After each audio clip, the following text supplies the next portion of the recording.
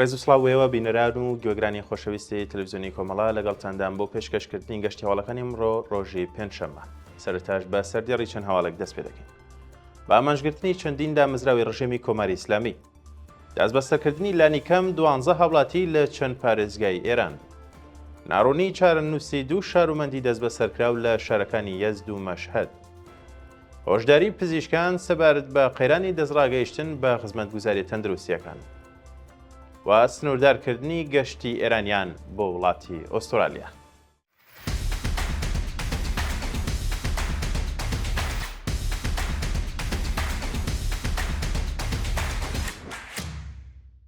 بە ئامانجگرتنی چەندین دامەزراوی ڕژێمی کۆماری ئیسلامی شەوی پێنجشەممە شەشی خاکە لێوە چەندین ئامانجی نوێ و هەروەها دامەزراوەکانی ڕژێمی کۆماری ئیسلامی لە لەنگەرگەکان لەلایەن ئەمریکا و ئیسرائیلەوە کراونەتە ئامانج.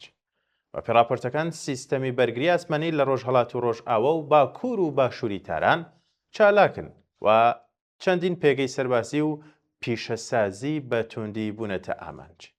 هەروەها هاوڵاتیان لە ئیسفەهان و بەندەر عەباس دەنگی چەندین تەقینەوەیان بیستوە و راپۆرتێک سەبارەت بە هێرشەکان لە زەنجان تۆمار کراوە. لە هەواڵێکی دیکەدا ئەرتەشی ئیسرائیل ڕاگەیاندووە کە لە هێرشێک بۆ سەر بەندەری ئەنزەلی دەیان ئامانج لەوانە دامەزراوەکانی پەیوەندیدار بە کەشتیە سەربازیەکان ناوەندی فەرماندەی و حەوزێکی چاکسازی کەشتی بە چەندین موشک پێکراون. هەروەها فڕۆکەخانەی لامەر و ناوچەکانی دەوروبەری مەشهەد لەوانە نزیک فڕۆکەخانەی هاشمی نەژاد لە چەندین هێرشی ئاسمانیدا بە ئامانجگیراون و زیانێکی بەرچاویشیان بەرکەوتووە. دەست بەسەرکردنی لانیکەم 12 هاوڵاتی لە چەند پارێزگای ئێران. ڕۆژی ڕابردوو لانیکەم 12 هاوڵاتی لە شارەکانی کرماشان، ورمێ، سمنان دەست بەسەرکراون. بە پێڕاپۆرتەکان ئەو 12 هاوڵاتیە کە هێشتا ناسنامەیان لەلایەن دەستگای قەزای ڕژێم ئاشکرا نەکراوە بە تۆمەتی هاوکاری لەگەڵ ناوەندە ئەمنیەکانی ئیسرائیل و ئەمریکا و پەیوەندی لەگەڵ میدیایەکانی دەرەوەی وڵات لەلایەن هێزە ئەمنیەکان و دەستبەسەر و ڕەوانەی گرتوخانەکانی ناوەندە ئەمنیەکان کراون. هاوکات ڤیدیۆی دانپێدانانی زۆرە ملەی دوو کەس لە دەست بەسەرکراوان لە میدیاکانی سەر بە حکومەت بڵاو بووەتەوە کە بە تەواوی بە پێچەوانەی یاسا نێودەوڵەتیەکانە. ناڕوونی چارەنووسی دوو شارومەندی دەست بەسەرکراو لە شارەکانی یەزد و مەشهەد. بە پێی دوایین راپۆرتەکان سەرڕای تێپەڕبوونی چەندین ڕۆژ لە دەست بەسەرکرانی دوو هاوڵاتی لە شارەکانی مەشهەد و یەزد هێشتا هیچ زانیاریەکی ڕوون سەبارەت بە شوێنی ڕاگررتنیان بڵاو نەکراوەتەوە. بە پێڕاپۆرتەکان بەهارە گوڵچین تەمەن 7 ساڵ بۆ ماوەی زیاتر لە 40 ڕۆژە لەلایەن هێزە ئەمنیەکانی ڕژێمەوە دەست بەسەر و تا کاتی داڕشتنی ئەم هەواڵە زانیاریێکی نوێ سەبارەت بە دۆخی تەندروستی بە بنەماڵەکەی ڕانەگەیەندراوە.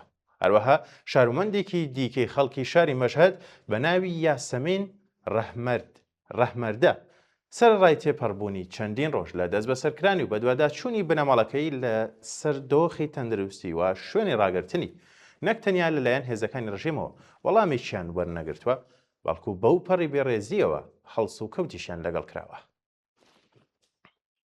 هۆشداری پزیشکان سەبارەت بە قەیرانی دەستڕاگەیشتن بە خزمەتگوزاریە تەندروستیەکان. لە درێژەی هێرشە سەربازیەکاندا پزیشکان هۆشداری دەدەن سەبارەت بە قەیرانێکی گەورە لە بواری دەستڕاگەیشتنی نەخۆشان بە چارەسەر بە تایبەتی توشبووانی شێرپەنجە. بە پێڕاپۆرتەکان زۆرێک لە نەخۆشەکان بەهۆی زیان گەیشتن بە دامەزراوەکان و ژێرخانە گرنگەکان ناتوانن چارەسەری پزیشکی خێرا وەربگرن و ئەمەش بووەتە هۆیەوەی کە ژیانیان بەردەوام لە مەترسیدا بێت. هاوکات کەمبوونی دەرمان و بەرزبوونەوەی تێچووی چارەسەر بنەماڵەکانی تووشی قەیرانێکی نوێی ئابووری کردووە و توانای دابینکردنی دەرمانەکانیان نییە. سنووردارکردنی گەشتی ئێرانیان بۆ وڵاتی ئوسترالیا. ڕۆژی ڕابردوو حکوومەتی ئوسترالیا ڕایگەیاندووە کە بە شێوەیەکی کاتی گەشتی هەندێک لە هاوڵاتیانی ئێرانی کە لە دەرەوەی ئەم وڵاتن و ویزای سەردانیان هەیە سنووردار دەکات. بە پێڕاپۆرتەکان ئەم بڕیارە بۆ ماوەی 6 مانگ جێبەجێ دەکرێت و وەزارەتی ناوخۆی ئوسترالیا ئاماژەی بەوە کردووە کە ئەم هەنگاوە لە پێناوپاراستنی پرۆسەی کۆچبەری ئەنجام دەدرێت. هەروەها حکوومەت ئاماژە بەوە دەکات کە لەژێر گۆڕانکاری خێراکان لە ئاستی جیهاندا ئەم بڕیارە بەهۆی بەرژەوەندی نیشتیمانیەکانەوە دراوە. کوژرانی 5 ئەندامی سوپای پازاران لە ناوچەی جادرەی بەغداد.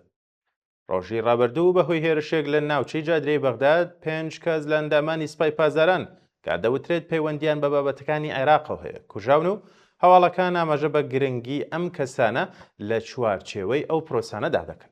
بەپێی راپۆرتەکان ئەم کەسانە لە ماڵێکدا بوون کە پەیوەندی بە هاوڵاتیەکی ئێرانی بە ناوی حاجی حامیدەوە بووە کە بووە ئامانجی هێرشەکە. سەرچاوەکان ئاماژە بەوە دەکەن کە هەموو ئەم 5 کەسە لە شوێنی ڕووداوەکە کوژراون و دوای ئەوە تەرمەکەیان لە ڕێگەی سنووری قەسری شیرینەوە ڕەوانەی ئێران کراوەتەوە.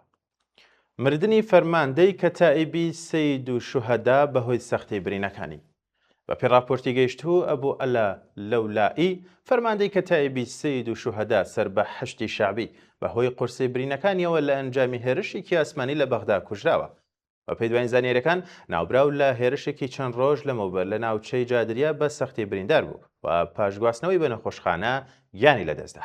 هەروەها جەخت لەسەرەوە کراوەتەوە کە لە ماوەی چارەسەری پزیشکیدا لە ژێر چاودێری ئەمنیەکی توندا بووە، بەڵام قورسی برینەکان بووەتە هۆی مەردنی. هۆشداری وڵاتانی عەرەبی بە عێراق سەبارەت بە هێرشەکان لە خاکی ئەم وڵاتەوە دوایین هەواڵ.